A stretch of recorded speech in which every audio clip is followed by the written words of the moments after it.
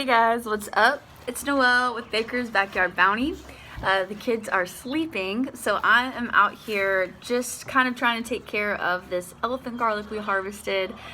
Try and braid it. It's not a traditional braid because it's not a soft neck. But yeah, just trying to clean it up, take off these little corms, and I thought I would just do it with y'all. We just got back from going to church with Reed's granny. I love Sundays. And after church, they had a potluck. And let me tell you, there is not much more that excites me than like a church potluck, especially when there are a lot of women who, grew up on down home cooking, and they share all their good casserole recipes. So everything I ate was basically like sauced in mayo and cream cheese, and I am here for it, let me tell you. So bellies are full, and we're working on our elephant garlic today.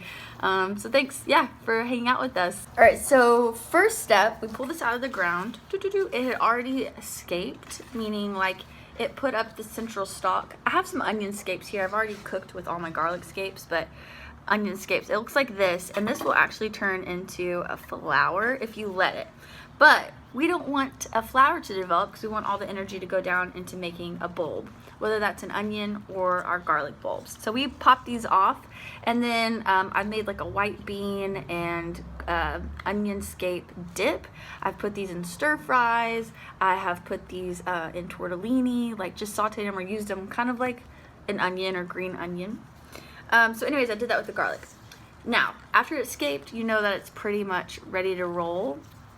And this is our first year growing it as well, and they're pretty big plants. So Reed dug these out for me, and this is what the elephant garlic bulb looks like. And what I'm doing is just taking off some of the dirt, not all of it, but just trying to get some of the dirt off the roots. I'm not going to take the roots off. And then pulling off those little corms. I think it's like corms, and they look like this. And these can be used like pearl onions. So you can just eat them right away, or you can actually plant these for another round of garlic. It won't be as big as these elephant garlic bulbs, but it will produce garlic. And so I think that's actually what I'm going to do, is to plant these again for another crop of garlic. And maybe I'll even try some in like a recipe to see how they taste as a little pearl onion. This one I thought was a really good example of all the little corms. See how they're just clinging on, little baby garlics. So yeah, this one produced quite a bit of them. So while I'm doing this, we can just chit chat. What has been coming up for me lately with life and the garden, and they usually are married pretty well together, what's going on in my life and what's happening in the garden, is that I've been thinking a lot about like stuff, like content I want to create, things I want to grow, projects that I want to see come to fruition. But I'm scared sometimes of putting myself out there because I don't want to do it wrong, right? So like, I don't know where I saw this the other day, somewhere online, but someone was talking about failure and how it's not really that we don't want to fail. Like, that's a part of it. You don't like want to mess up, but it's really you don't want other people to see you fail. Like, that is really the kicker. And I guess we could call that pride, like we don't want to seem weak or like we're a beginner. But if we avoid things that make us seem like a noob, then we never really try anything new. And then the question is like, are you really living? Like if you're not trying and failing, or trying and stumbling at least, like if you just stick in that sphere of control and what you are capable at, like is that really going to grow you as a person? Me having my kids, that was a huge lesson in being a noob, a super noob parent, and thinking I knew a lot of stuff, and I didn't know jack squat, right? Like, these two humans come into your life, and they're so small, but they're so good at teaching you all the things about yourself. So anyways, with gardening, like with this garlic, right, I don't want to mess it up. I don't want to braid it wrong. I don't want to cure it wrong. And so what that puts me at risk for is just like not sharing any of it with y'all, like just like doing it and seeing how it works. And that's really, as I've been just like meditating and praying on, you know, what am I doing? Like, what's kind of my focus right now besides the kids, you know, that's a huge focus. But really my channel is not about like being an expert gardener. It's not about all these how-to videos, you know, how to grow the best tomatoes, because really, honestly, at this point, I don't know how to grow the best tomatoes. I know how to grow tomatoes, right? But do I know how to grow the best? Probably not. And so really what our channel is about is taking a leap of faith, encouraging you guys to just get growing, get started on, you know, whatever your heart desires to grow for your family or yourself or your community, and to just kind of step out in boldness and put it in the ground, get that foundation going, and then not be afraid to, I don't know, mess up or take chances. We live in a culture where everything is so like public, you know, like social media, like your failures are out there, you know, for some of us. But I always admire people who put themselves out there, because I know that that's a risk, right? It's like you're making yourself vulnerable in that moment by sharing your journey. So anyways, I want to share our journey, not to be an expert gardener, but to be a fellow gardener with y'all, and encourage you to not get stuck in perfection, right? But just go full speed towards the harvest, you know, like just rock that backyard and get it going, and then find some small victories, like maybe a bulb of garlic, and yeah, keep that momentum going. As an Enneagram 3, which if you don't know about the Enneagram, Enneagram, Enneagram, it's a personality type system, but like it's like deep, y'all. Like it's beyond just, oh, I'm an introvert, or INFJ, like whatever those things are, that Myers-Briggs. Like this goes deep, and a lot of therapists use it. Richard Rohr, R-O-H-R, he is a Catholic priest that actually studies the Enneagram pretty in depth, and he's written a lot about it. So anyways, find your number if you are interested.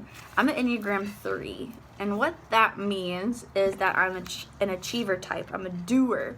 I'm not super connected to how I'm feeling. That's my work in life, is to connect to how I feel, not just how I think I should feel or how people want me to feel. But really what the big issue is that an Enneagram 3 deals with is deceit. And it's not like I'm lying to your face, like, you know, a bold-faced lie, but it's like deceit to yourself and others, that like you feel a certain way or you are proficient at something, and there's like this constant pressure to be the best at what you're doing. And I am all about like excellence and doing a job well done. Like I want to instill that in my girls.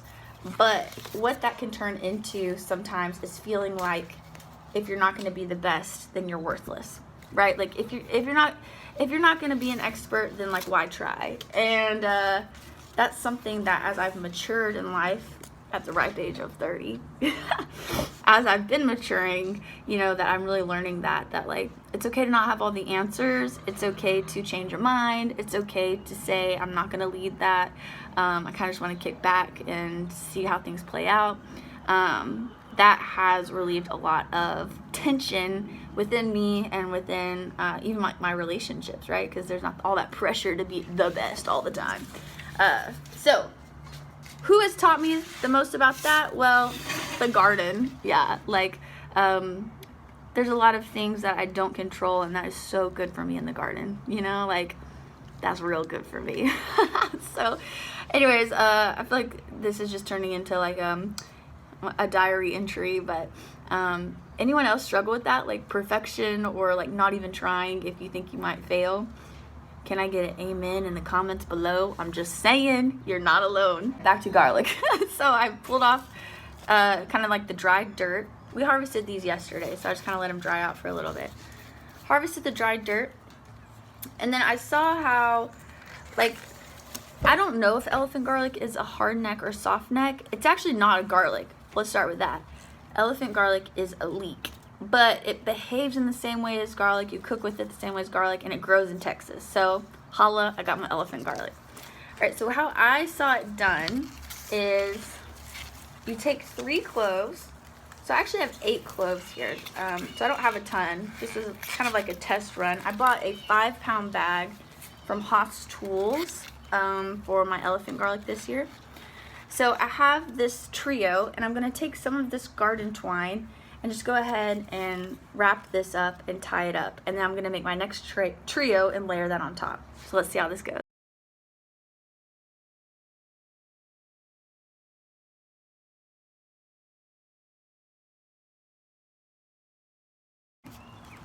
I'm sure this is supposed to look a different way, but they're all tied together.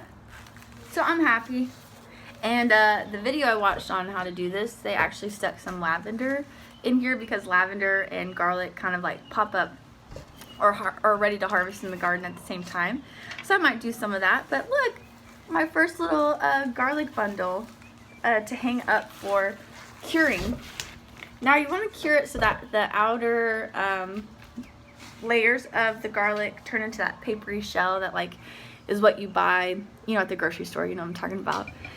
But this smells divine. I wish you guys could smell it. It's like garlic heaven right here. And it weighs a ton. This thing is a beast. I could probably stand to take off some of the greenery up top, but I think it looks kind of cool. It reminds me of my hair. So I left quite a bit on. But something else I wanted to like chit chat about. Hopefully you're still with me. Maybe not. You're like, this girl's whack. I just started this video to learn about garlic. So, and that's fine. But working for several years as a therapist, like that was something, like this idea of doing what you think you should do and being the best at it was something that caused a lot of people I worked with, a lot of clients, suffering, you know, because like there was the pressure of doing what you thought you were supposed to do instead of what actually lit you up. And when I say you, I'm talking about me, right? Like I've been through this journey too, like just feeling like you have to, I don't know, we call them like conditions of worth. So this idea of like, I am only a valuable, worthy person if I am a doctor, if I am financially successful, if I have an X amount square foot house. Like it's all these like conditions of worth of being a worthy person, which Jesus, you know, like totally demolished that, which I love. You know, he's like, hey, you're my child and your life is inherently worthy and you are precious to me. Like that is mind-blowing love, you know, that we don't always experience like in our, it just kind of cut off, but in our earthly relationships. And anyways, the idea is like to heal, you got to kind of strip away some of those conditions of worth, right? Like I'm only worthy if I'm the best at what I'm doing or if I'm, like have these status symbols. Okay, so stripping that away, you're left with like, who are you? And like, what does make your soul sing? So for me, it's like coffee and taking my little babies to church and snuggling them and gardening. And, you know, I know that I'm very privileged to be able to do that. When I was in the workforce, it was working with clients that were navigating this, like, and healing their bodies from eating disorders. Like that was what really made me feel like I was living out just some of that soul purpose.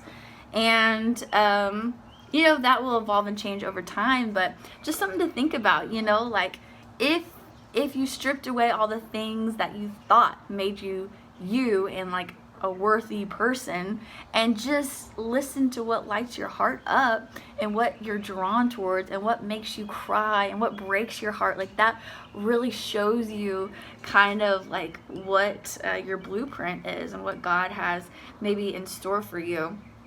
And I think that is when our world is really going to light up, is when people stop just doing the grind because they think they have to, and that's what's going to make them a good, happy person, and start listening to like what their purpose is. And that is when your life is changed and you can change other people's lives. So like when I watch Roots and Refuge, her YouTube channel, that girl is anointed. Jessica Sowers is like anointed, and this is like her calling, is to teach people to garden and to share like her family life and her journey in trusting God's goodness. Like that is her anointed path, right? And so like she's rocking it, and he's using her in that major way.